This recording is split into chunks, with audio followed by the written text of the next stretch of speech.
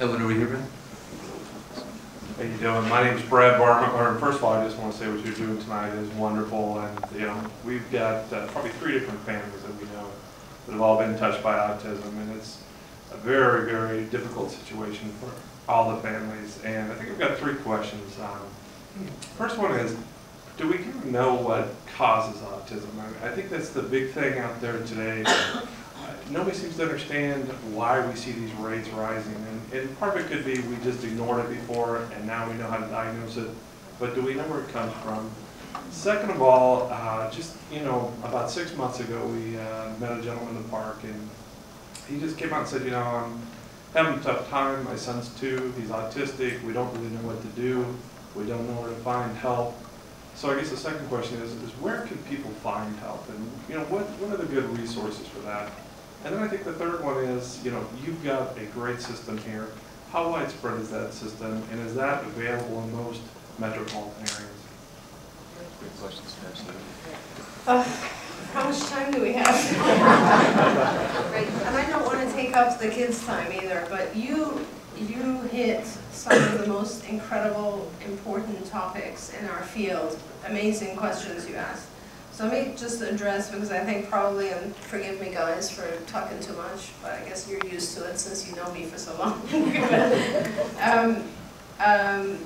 What is autism and what causes autism? And we've learned a lot over the last probably 20 years or so.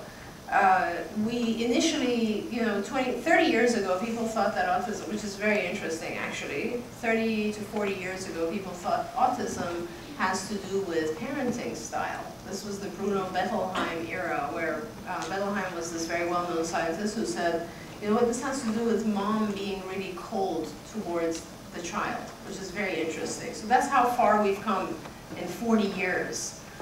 Where over the last few years we've realized that autism is an autoimmune dysfunction. So what it is essentially is that there's a genetic predisposition. So you have a certain number of genes that have to be present. But keep in mind, as I say that, folks, that genes change. Genes change as a result of environmental factors. So for instance, if you're exposed to a variety of different toxins over time, your genetic structure will change.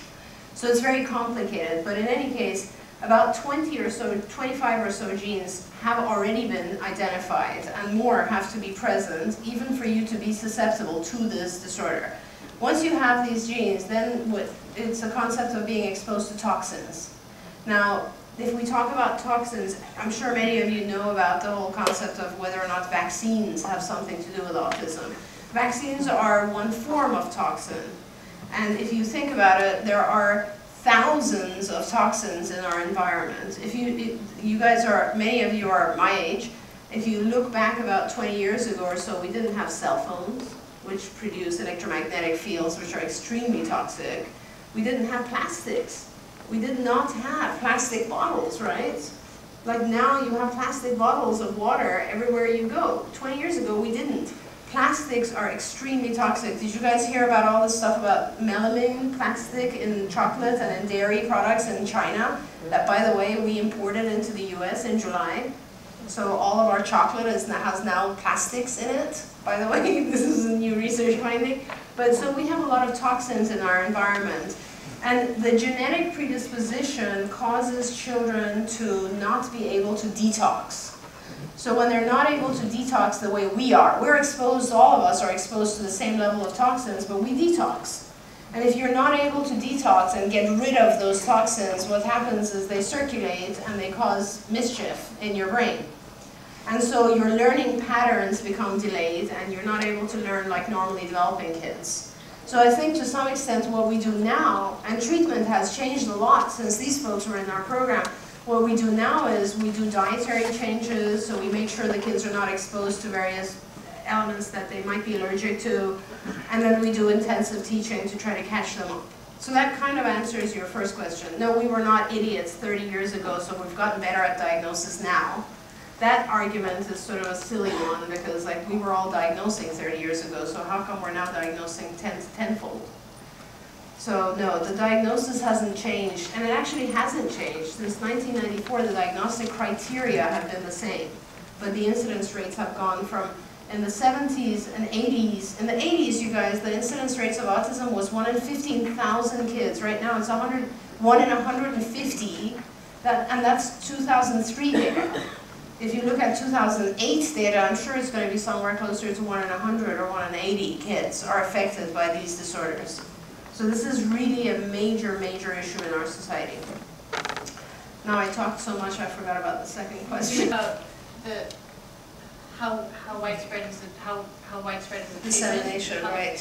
And one of the things, like, you know, these guys all live in California, but Ruffin lives in Iowa, in a rural area, really far from a lot of things.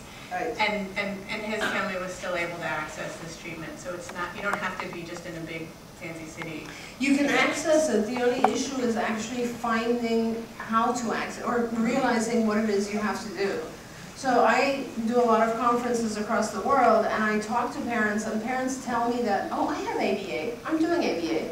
And then I ask them, how many hours of ABA are you doing? And they tell me I'm doing about 4 hours a week. And all the research that's been published shows that if you do anything less than 25 or 30 hours a week, you're not successful. It's like if a doctor gives you a dosage of a medication and says, you're supposed to take 40 milligrams of this medication, but you end up taking 8. Is it going to be effective? Probably not. So those are still major problems. Where to turn to, I guess, there are a lot of organizations out there right now that are somehow controlled by other political issues or pharmaceutical companies or whatever else. The Autism Society of America, to some extent, provides really realistic information on their website. We at CARD provide a lot of information on our website. I think still, unfortunately, we're at a point where parents get the diagnosis and they have to turn to other people who experience this for information. Unfortunately, we really don't have a very good source of valid, true information yet out there. And definitely not mainstream. Pediatricians still absolutely do not guide in the right way. We're going to go for about 10 more minutes, just so you know. And I promised I would go to him next, if that's okay, sir. You're next. Tell us your name, where you're from. Hi, my name is Tom Beal, and we're from Irvine. Our grandson got substantial treatment starting at around age 2.5 or 3, and was originally diagnosed as autistic, and that diagnosis has pretty much gone away, and now we're talking more about apraxia. I didn't hear anything in your film about apraxia, and I was wondering if you could just address that and as it relates to ABA. Sure. Apraxia is basically low muscle tone in the tongue. That's essentially it. So anybody could have apraxia in addition to whatever else is going on with them. Did any of the kids have? Did you? You did. Yeah, we did 6 hours a week of speech therapy, I believe, for 4 years, 2-hour sessions. Jana down there, she used to lick the pool deck, the bricks. Jana, are you embarrassed I used to eat the ashes in the fireplace, and I was never on the spectrum. Okay. And that was her diagnosis. The speech therapist she used was Lynn Nelson, who I don't think practiced, but in Irvine, and she was fantastic. She worked actually with Vince. Vince taught her a lot, and she taught Vince a lot. But that helped us get a lot more speech therapy, was that diagnosis. It took a lot of work. Right. So with apraxia, you do specific speech exercises that allow your muscle tone to improve. Actually, there are children, it's interesting, so I was just looking at the broad array of symptoms that we classify under autism. There are children who have such a significant level of muscle tone deficit or hypotonia. That could be just tongue, or it could be full body. I mean, I have children who cannot sit up at the age of 6. So muscle tone is a major issue as well that is affected in this spectrum.